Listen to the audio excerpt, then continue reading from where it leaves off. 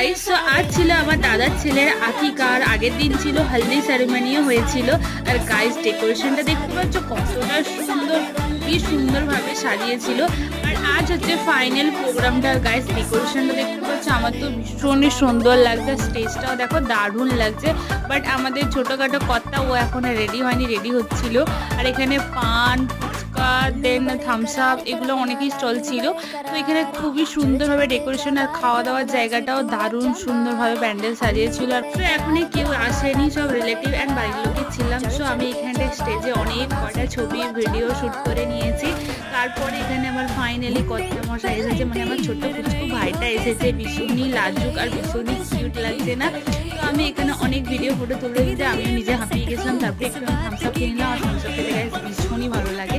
তারপরে আবার ফটো তুলে আবার স্প্রাইট, রাধা বল্লভীর চানার তরকারি খেয়ে নিলাম। আর মেন কোর্সে কী খেলে অবশ্যই নেক্সট